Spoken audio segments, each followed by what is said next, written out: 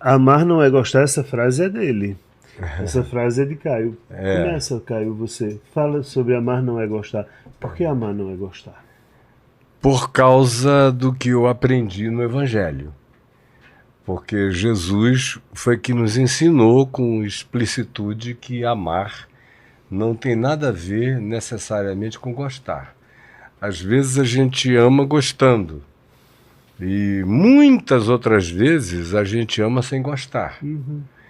Porque quando ele disse, amai os vossos inimigos e orai pelos que vos perseguem, ele não estava fazendo uma proposta masoquista para ninguém dizer, ai meu Deus, eu adoro ser torturado, maltratado, levar um cacete numa face, virar outra, que o cara me demande a capa, me demande a túnica, me obrigue a andar com ele mais de uma milha aí, 2, 3, 4. Não, ninguém saudável aprecia essa coisa. Portanto, e a gente olha para a vida dele, a gente vê aqueles que ele amou, e amou amando, gostando, e aqueles que ele amou desgostando. Desgostando do que faziam, desgostando de como eram, desgostando do que se tornavam para os outros, desgostando do que propunham, mas, no entanto, jamais desistiu de amar ou de crer na possibilidade de uma engenharia reversa na consciência, de quem quer que fosse.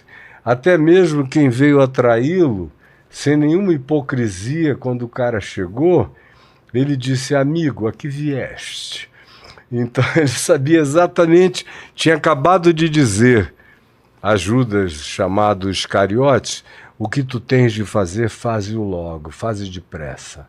Não fica nem perdendo tempo para fazer isso, que eu já sei o que é. Mas, quando o cara chegou, ele olhou, foram 3 anos e meio de convívio. Houve todo tipo de afeto, de troca, de carinho. E Judas, de acordo com os melhores comentaristas e com o paralelismo neotestamentário histórico, devia ser um indivíduo academicamente sofisticado, provavelmente o mais sofisticado de todos aqueles 12. Provavelmente fosse a melhor conversa, num nível de elucubração, de elaboração de pensamento. Jesus devia apreciar muito o conversar com ele. E era um indivíduo que tinha algumas perspectivas de significado do reino de Deus que não eram exatamente as que Jesus estava propondo.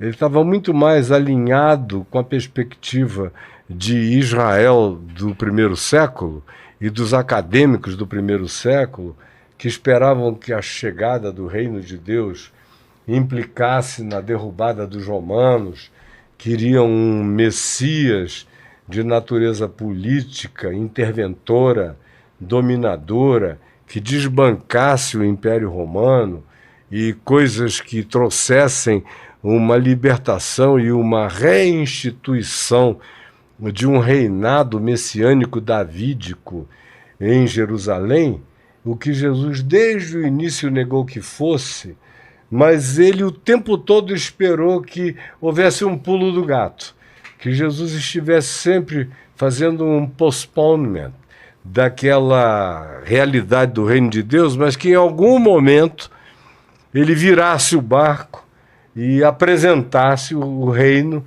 nas perspectivas que os zelotes queriam, que quase todos os grupos de Israel desejavam, incluindo os fariseus e os saduceus e qualquer outro indivíduo, como os próprios apóstolos de Jesus tiveram e nutriram essa expectativa o tempo todo. E Jesus dizia a eles que não seria assim, mas eles não criam de modo algum que Jesus estivesse dizendo o que Jesus estava explicitamente dizendo. E o tempo todo eles perguntavam, escuta, vai chegar a hora em que tu vais restaurar o reino a Israel? E Jesus dizia, olha, o reino de Deus não vem com visível aparência. O reino de Deus está dentro de vocês. e repetia e repetia e recorria, e era algo cuja recorrência você encontra em diversas ocasiões na leitura dos evangelhos. Mas os 4 evangelhos que a gente tem, que estão no texto do Novo Testamento, diziam: os seus olhos estavam como que impedidos de ver, os seus corações estavam bloqueados para entender.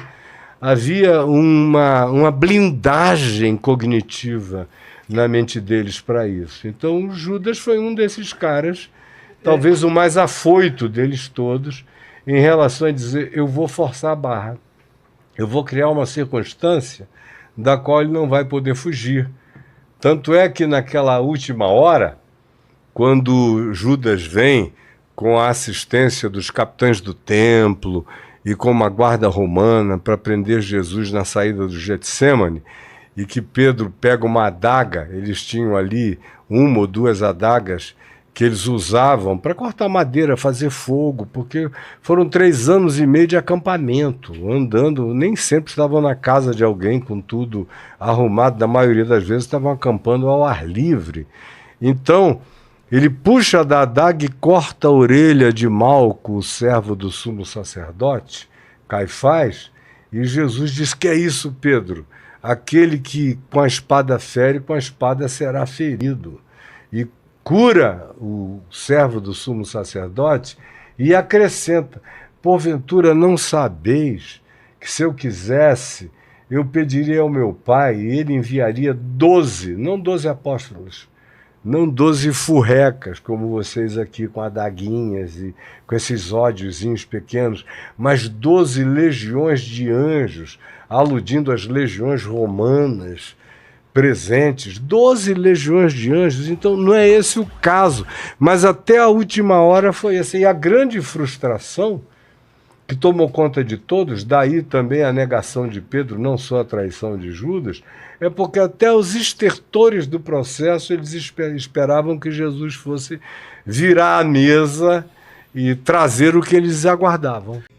Tem umas das quais a gente gosta, tem outras das quais a gente desgosta, mas gostando ou desgostando, a todos, todavia, amamos, porque amor não é um gostar, como também gostar não é amar. Gostar tem a ver com o que nos dá gosto, prazer. Preste atenção nisso. Frequentemente, por amor, a gente tem e precisa fazer coisas que não nos produzem nenhum bem-estar. E muito frequentemente, por ser gostoso, a gente faz uma quantidade imensa de coisas que nos fazem muito, muito mal.